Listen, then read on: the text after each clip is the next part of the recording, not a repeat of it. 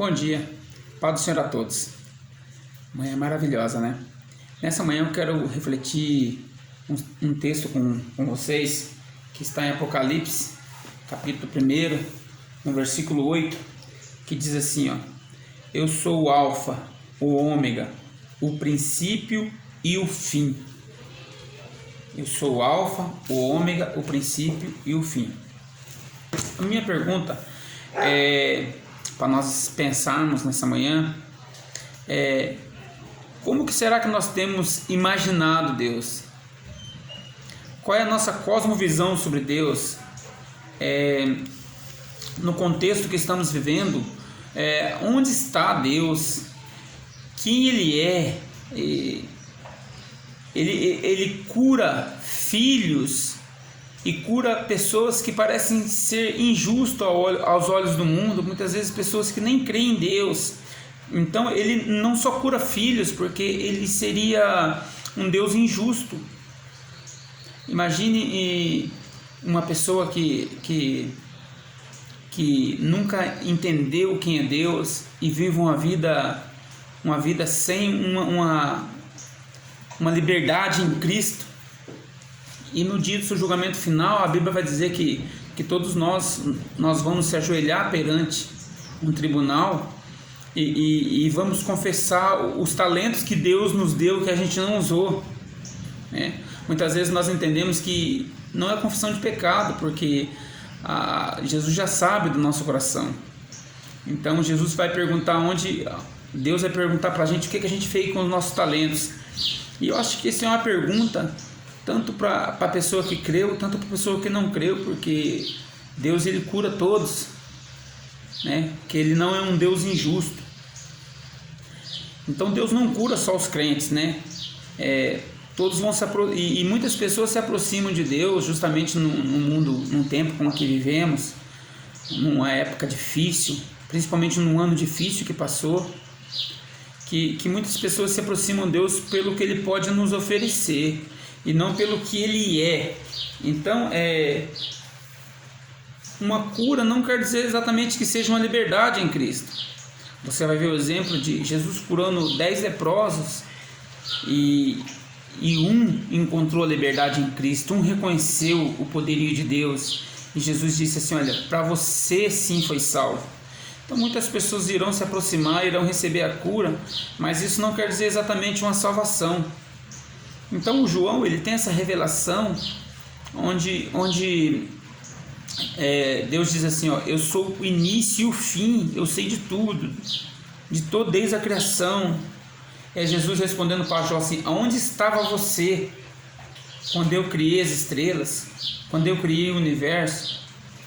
Então, como Deus tem se apresentado a nós e como nós temos essa concepção de quem é Deus, né? E no livro de Apocalipse, Deus ele se apresenta para as igrejas de formas diferentes. Então são 7 igrejas ali. Se você ler, não vou ler hoje, mas se você ler, ele vai se apresentando: olha, eu sei de você. Você tem um Deus que se apresenta de maneiras diferentes para 7 igrejas, porque são 7 igrejas que vivem de formas subjetivas. E para umas você vai ver que ela aos olhos do mundo ela é pobre, mas ela é rica. E para outras ela tem muito bens, muita coisa, mas ela é uma igreja vazia, uma igreja pobre. Então, ou seja, cada igreja, para cada pessoa, Deus pode se apresentar de uma forma diferente. Hoje nós estamos vivendo num contexto onde existem várias denominações religiosas, assembleias, congregação cristã, igreja quadrangular. E se você me perguntar, olha, qual é o certo, qual é o errado, né? E nós somos da Batista. Então, olha, Deus tem se apresentado na igreja na congregação que está no Brasil, da maneira já que eles estão buscando. Deus se apresenta para uma outra denominação da maneira que eles estão buscando. Então, a forma que você vê Deus é a forma que Deus vai se apresentar para você, né? Então tem igrejas que são enriquecidas com a palavra, que nem nós da Igreja Batista, nós gostamos muito de ler a Bíblia, nós gostamos muito de aprofundar na palavra. Muitas vezes as igrejas neopentecostal, elas não têm essa parte tradicional, mas Deus não quer dizer que Deus não se apresenta para elas também. E Jesus fez isso, Deus fez isso. Deus, olha como ele se apresentou para Moisés. Então o Moisés, lá em Êxodo 3:14, ele fala com Moisés, onde um contexto onde existiam vários deuses. No Egito existia vários deuses que eles acreditavam. E o Moisés, ele pergunta assim, viu, mas como que eu vou dizer quem você é? Porque aqui na nossa terra tem muitos deuses. E Deus se revela para ele como o Eu Sou. E o Eu Sou, talvez em algumas traduções em português vai dizer assim, ó, eu serei o que você quiser que eu seja. É como se em português ele falasse assim, ó, agora eu serei o que você quiser que eu seja. Ou seja, da maneira que a gente busca Deus, talvez Deus se apresenta para a gente da maneira que a gente o busca. Então, se você buscar Deus só pela cura, talvez Ele vai te curar, mas não quer dizer que você encontre uma liberdade, uma salvação naquilo. Então, não é pelo que Ele pode me dar, mas sim por tudo que Ele já me fez. Tudo pelo que Ele já me fez, não pelo que Ele pode me proporcionar. E se a gente olhar pela vida de Jesus, Jesus viveu 33 anos aqui na Terra. E se você me perguntar assim, missionário, mas se eu olhar para a vida de Jesus como um Salvador que o povo judeu esperava, o povo judeu esperava um Deus que ia escravizar Roma, que ia tomar o poderio. Então, se olhar pelo que Jesus fez, então Jesus não foi um bom Salvador, porque Jesus viveu apenas 33 anos aqui, e Jesus não curou toda a humanidade, Ele curou algumas pessoas. Ele poderia muito bem ter olhado assim para o câncer, olha, câncer, você não vai existir mais na Terra, nunca vai existir mais, não vai vir o coronavírus, não vai vir, ou seja, Ele podia ter eliminado. Isso era um Salvador que o povo esperava, um Salvador que resolveria todos os problemas. Mas Jesus, ao contrário, Ele veio aqui na Terra e curou poucas pessoas, e com 33 anos, então ele nos deixa. Então muitas pessoas, se olhar para a vida de Jesus, como que foi esse Salvador que o povo esperava, não foi um bom Salvador, porque curou poucas pessoas. Ele poderia ter curado mais, porque a intenção de Jesus nunca foi aliviar as nossas tensões. Sim, a intenção de Cristo é fazer isso, é aliviar a nossa, ou seja, colocando o fardo sobre Ele levou as nossas transgressões. Mas isso é uma mudança de mente, porque muitas vezes nós entendemos que Jesus vem resolver todos os meus problemas, e nós somos assim, nós definimos a nossa vida, nós sabemos o emprego que nós queremos, nós sabemos quando nós vamos casar, nós queremos nos casar, nós queremos formar nossa família, ou seja, tudo estabelecido, tudo já está estabelecido, e agora Deus, Ele me abençoa e Ele vai fazer as minhas vontades. Mas na realidade o que Jesus veio fazer, não foi fazer a nossa vontade, mas sim revelar o Pai. Então Ele vai dizer assim, olha, no mundo você tereis aflições, não, Pai, não os tire do mundo, porque a intenção de Jesus nunca foi nos aliviar as nossas vontades, mas sim nos ensinar a passar por elas. Foi nos ensinar a passar por elas. Então, qual a forma que eu vou ver Deus? E tem alguns rabis, algum rabi que eles falam que esse eu sou é como se fosse um suspiro. É um ar sem resposta, é aquilo tudo que nos faz viver. O eu sou é como se fosse um suspiro. E João, olha que João 14,6 vai dizer assim, Jesus chega justamente com essa frase, ele diz assim, ó, eu sou o caminho, a verdade e a vida. Nós muitas vezes entendemos que o caminho é uma forma de se viver, É uma forma de eu fazer as coisas para agradar a Deus. É uma forma de é uma didática, onde eu olho um livro, uma carta que eu preciso ler e fazer aquelas regras. É eu viver uma vida regrada em tarefas. Só que Jesus não diz assim, olha, vocês vão ter que viver uma tarefa. Ele diz assim, eu sou o caminho. Ou seja, é olhar para uma vida de uma pessoa e se espelhar naquela pessoa. E aquela pessoa vive uma vida regrada em favor ao Pai, em amor ao Pai, não para agradar o Pai, mas pelo que o Pai é. Você consegue entender isso? Você consegue ter essa concepção? Como que nós vemos Deus na terra?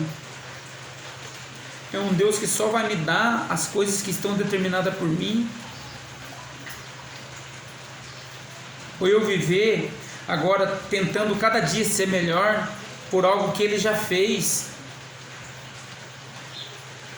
E eu sei que as coisas ruins vêm. Nós somos tentados todos os dias. Então Deus não está aqui para aliviar o meu peso. Ele está aqui para me ensinar a passar por isso. E as pessoas, elas não querem ser ensinadas, elas querem obter coisas. Você já perguntou com uma pessoa que está com bastante dificuldade, ela fala assim, rapaz, ora por mim aí. Aí você fala, beleza, eu oro, mas viu, vamos bater um papo, tomar um café, né, para mim saber como é que está a situação. Aí a pessoa logo foge. As pessoas, elas não querem ser ensinadas. As pessoas querem, mas elas não querem ser ensinadas, elas não querem ser discipuladas, elas não querem andar com as outras pessoas. Porque manter discípulo, manter relações é muito difícil. Ora para mim, viu? Vamos orar por você, mas rapaz, eu vou orar sim, vamos orar, beleza, mas vamos tomar um café. Você tem um tempo, a pessoa nunca tem um tempo, a pessoa logo foge. Porque as pessoas não querem aprender uma vida de Cristo, uma vida se você quer viver uma vida de cristão, que é uma vida que quer dizer que você segue um modelo de Cristo, você vai ter que ter tempo para as coisas. E a nossa vida não é tão corrida que a gente não coloca tempo para nada. A gente prefere que alguém ore pela gente, mas a gente não quer caminhar com ninguém, porque nossas metas, nossos planos já estão todos estabelecidos. Então, muitas vezes, da maneira que você vê Deus, da maneira que Ele se apresenta, é a maneira que vai ser revelada para você.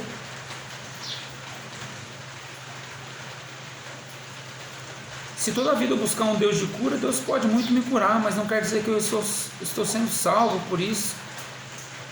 Porque eu posso ver Deus como um amuleto,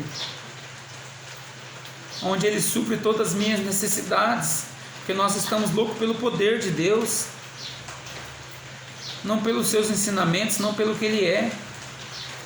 Nós queremos o poder de Deus. Ele diz assim, eu sou um caminho. Um caminho é uma pessoa. É olhar um modelo, olhar um formato. O povo da igreja de Corinto tinha um problema muito grave.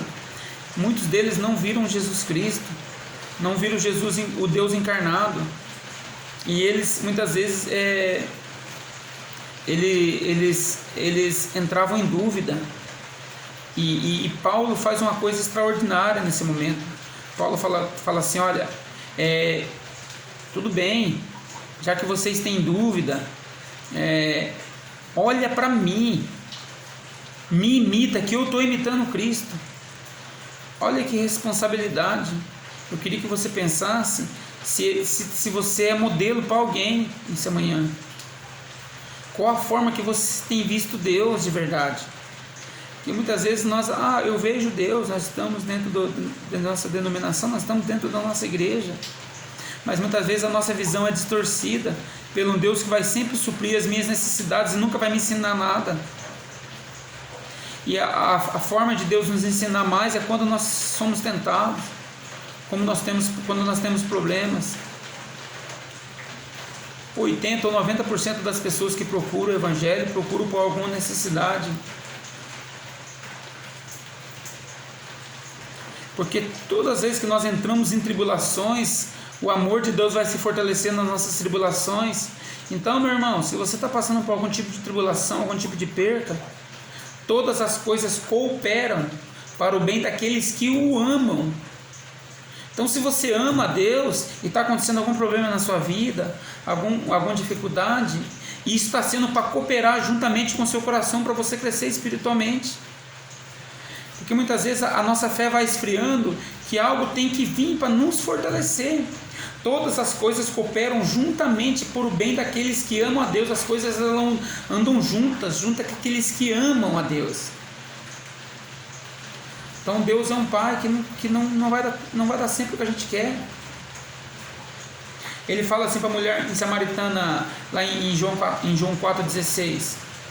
Ele fala assim: olha, vai jorrar de dentro de você um rio de água viva. Se você soubesse quem te dá água, você nunca mais terá sede. Porque toda a vida ensinaram para ela errado, que Deus estava lá no monte, ou o monte estava dizendo que estava lá em Jerusalém.